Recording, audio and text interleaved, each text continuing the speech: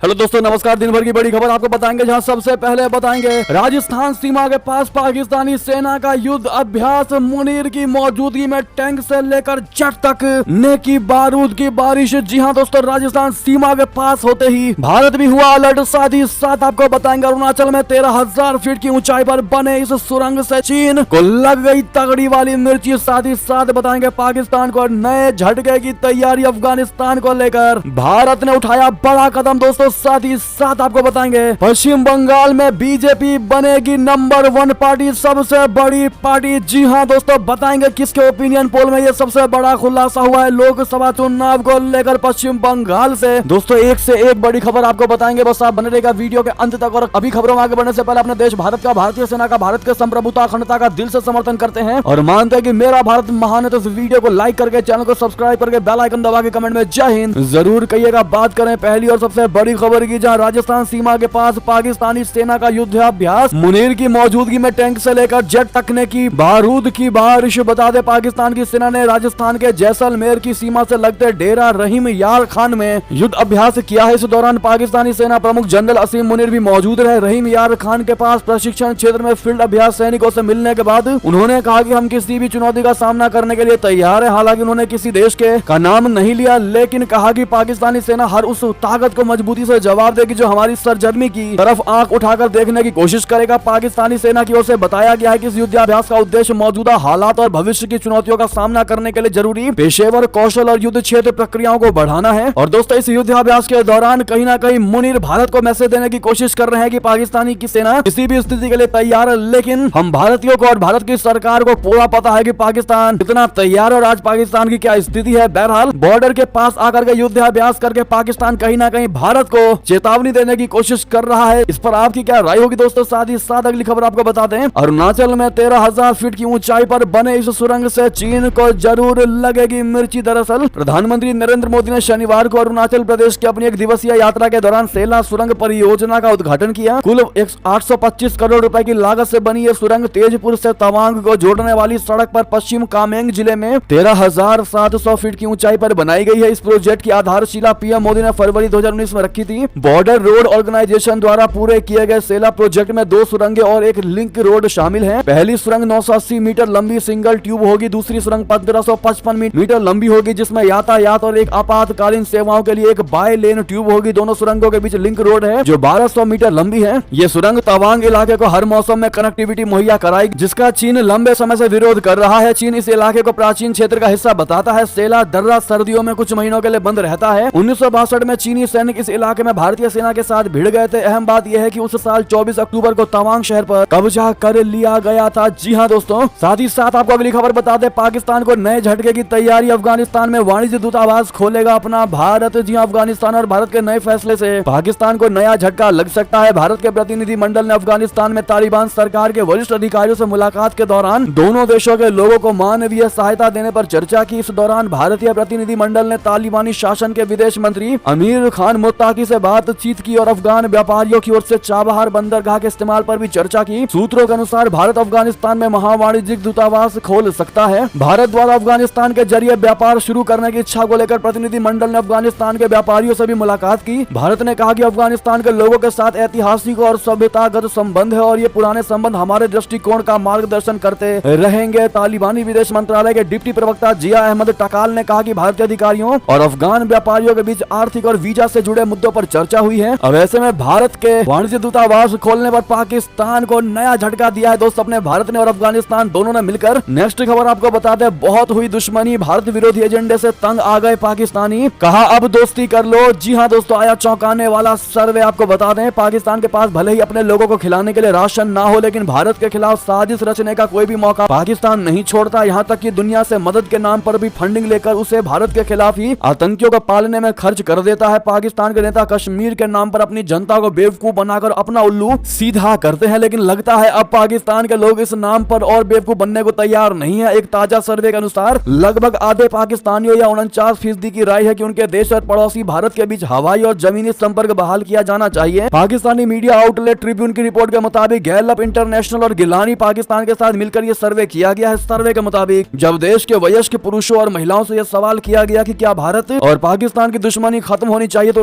50% ने उसका समर्थन किया, तो वहीं 32% ने इसका जवाब ना दिया, जबकि 19% ऐसे थे जिन्होंने कहा कि वे नहीं जानते या फिर कोई प्रतिक्रिया ही नहीं दी। यानी कि दोस्तों अगर मेजॉरिटी ऑफ पीपल की बात करें पाकिस्तानियों की, तो 49% लोगों ने समर्थन दिया है। सबसे ज्यादा लोगों ने यह कहा है कि भारत और पाकिस्तान के बीच दुश्मनी खत्म होनी चाहिए। लेकिन दोस्तों अगर हम आपसे ये सवाल पूछे तो आप क्या जवाब देंगे? कमेंट में लिखकर अवश्य बताइएगा। देखते हैं कौन क्या जवाब देता है। साथ ही साथ अगली खबर बता दे, चीन मालदीव के बीच नया सीक्रेट रक्षा समझौता, मुइजू और जिनपिंग की इस डील से भारत को कितना खतरा बता दें। मोहम्मद मुइजू ने बीते साल चुनाव जीतने के बाद मालदीव के राष्ट्रपति का पद संभाला था। मुइजू के पदभार संभालने के बाद से एक तरफ मालदीव के भारत से रिश्ते खराब होते गए, तो दूसरी ओर चीन से उसके संबंधों में मजबूती आई है। राष्ट्रपति मुइजू लगातार चीन के साथ संबंधों को बेहतर करने के इच्छुक दिखाई दे रहे हैं। मालदीव के राष्ट्रपति मोहम्मद मुइजू ने अपनी पहली राजकीय यात्रा के लिए इस साल जनवरी में चीन को ही चुना था। इस दौरान दोनों देशों के बीच कई समझौते हुए थे। अब एक और अन्य समझौता दोनों देशों के बीच हुआ है। चीन ने मालदीव को ज्यादा सैन्य समझौता सहायता देने वाले एक समझौते पर हस्ताक्षर किए हैं। इस समझौते को लेकर कई संशय इसलिए है क्योंकि पूरी जानकारी नहीं दी गई है। इस समझौते के बारे में ज्यादा जानकारी नहीं प्रोवाइड की गई है। हाल ही में चीन और मालदीव के वरिष्ठ अफसरों ने दोनों देशों के बीच रक्षा समझौते को आगे बढ़ाते हुए हस्ताक्षर किए हैं। मालदीव के रक्षा मंत्रालय ने सोशल मीडिया पर इस बारे में जानकारी देते हुए लिखा कि मालदीव के रक्षा मंत्री चीन के अंतर्राष्ट्रीय सैन्य सहयोग कार्यालय के उप निदेशक मेजर जनरल झांग बाओकुन के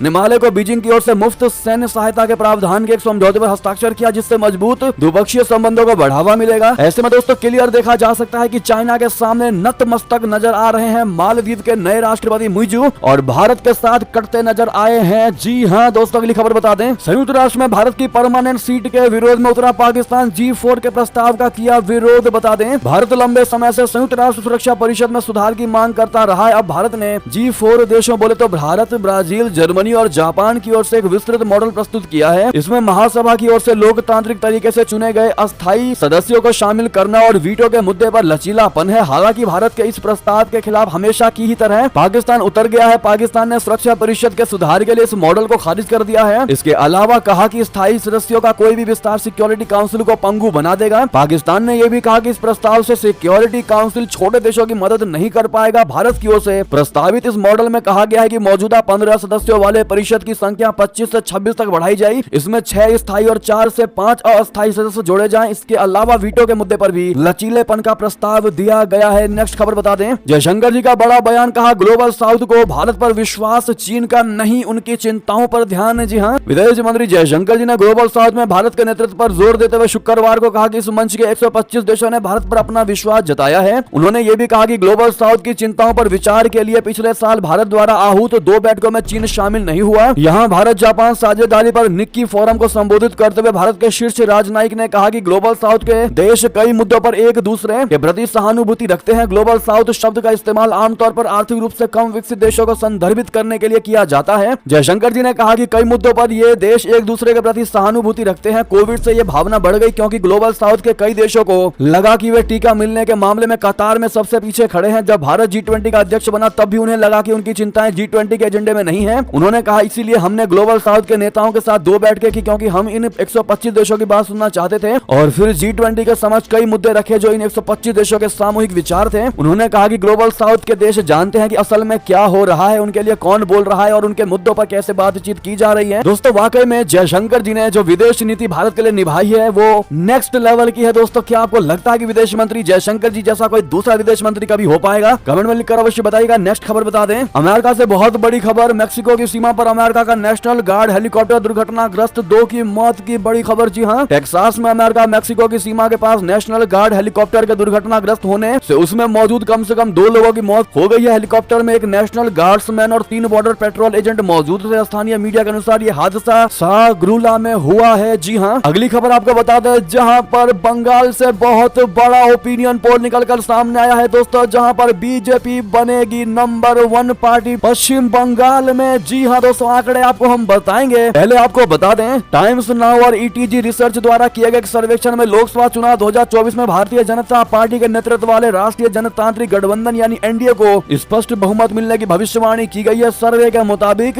NDA 358 से 398 सीटें जीत सकता है, जो प्रधानमंत्री नरेंद्र मोदी के 400 सीटों के लक्ष्य से कुछ ही कम है। अब मेन मुद्दे की बात करते हैं दोस्तों पश्चिम बंगाल की, जहां पर ममता बनर्जी की तृणमूल कांग्रेस को मात्र 17 से 21 सीटें मिलने की उम्मीद जताई जा रही है, वो भी ओपिनियन पोल में, जहां पर बीजेपी को 20 से 24 सीटें मिलती दिखाई दे रही है, यानी कि 100 में से 42% बीजेपी और मात्र 40% ही टीएमसी को मिलती नजर आ रही है। यानी इस ओपिनियन पोल को अगर पिक्चर में लेकर आए तो क्लियर विनर यहाँ पर बीजेपी बनने वाली है पश्चिम बंगाल में। और कहीं ना कहीं इसका सबसे बड़ा रिजल्ट दोस्तों ये होगा कि पश्चिम बंगाल से जंगल राज खत्म होगा। और ये सबसे बड़ा कारण हुआ है संदेश खाली की पीड़ित महिलाओं को लेकर, जहां पर टीएमसी फेल रही उन महिलाओं को साधने में, उन महिलाओं के दुख को समझने में, जहां पर बीजेपी नंबर 1 बनी है उन महिलाओं के साथ कोऑर्डिनेट बैठाने में, उनको न्याय दिलाने में। और कहीं ना कहीं अब बंगाल की जनता समझ चुकी है कि बंगाल में अब तक उनके साथ खेला हो रहा था, जिस खेले को अब बंद किया जाएगा। और इसका जवाब बंगाल की जनता टीएमसी को दे रही है और यही बात ये ओपिनियन पोल बता रहा है। आप क्या कहेंगे दोस्तों, क्या इस बार बंगाल में बदलाव जरूर होगा? क्या कहते हैं आप लोग बताइएगा जरूर। इतना ही नहीं, आपको ये भी बता दें बीजेपी वेस्ट बंगाल ने ट्विटर अकाउंट पर छापा है कि ममता तृणमूल जो है वो एक्चुअली एंटी वुमेन है। जी हाँ दोस्तों, ममता की तृणमूल कांग्रेस पार्टी जो है वो एंटी वुमेन है। It is the people of West Bengal who are deciding. यानी कि ये बात खुद पश्चिम बंगाल के लोग कह रहे हैं कि ममता की तृणमूल एंटी वुमेन है और कहीं ना कहीं यही महिलाएं, यही पश्चिम बंगाल के लोग उनको विदाई देंगी, यानी ममता बनर्जी को विदाई देंगी। ये खबर दोस्तों बीजेपी वेस्ट बंगाल ने अपने ट्विटर अकाउंट पर छापा है। साथ ही साथ इस पर आपकी क्या राय होगी दोस्तों, जरूर कमेंट में लिखकर बताइएगा। अंतिम खबर बता दें, बीजेपी जिला अध्यक्ष समेत 9 नेताओं ने अमित शाह जी से मांगी जेड कैटेगरी की सुरक्षा, नक्सली कर रहे हैं हत्या। दरअसल छत्तीसगढ़ भाजपा की बीजापुर इकाई ने अमित शाह को पत्र लिखा है। नक्सलियों द्वारा नेताओं की हत्या के बाद जेड सुरक्षा की मांग की गई है। जी हां, छत्तीसगढ़ के बीजापुर में संदिग्ध नक्सलियों द्वारा 2 भाजपा नेताओं की हत्या के मद्देनजर पार्टी की जिला इकाई ने केंद्रीय गृह मंत्री अमित शाह को पत्र लिखकर अपने पदाधिकारियों को जेड श्रेणी की सुरक्षा प्रदान करने का अनुरोध किया है। जी हाँ दोस्तों, बहरहाल ऐसे में ये टीवी की सारी बड़ी खबरें। आपको हमारी खबर कैसी लगी? आशा करता हूँ बहुत अच्छी लगी होगी। अगर थोड़ी भी अच्छी लगी तो इस वीडियो को दोस्तों में, भाइयों में, साथियों में, रिश्तेदारों में शेयर अवश्य कर दीजिएगा। अभी कर दीजिए इस वीडियो को लाइक, चैनल कर दीजिए सब्सक्राइब, बेल आइकन दबाइए, साथ ही कमेंट बॉक्स में लिख दीजिएगा जय हिंद जय भारत। और यहाँ तक आप सभी का बहुत बहुत धन्यवाद। जय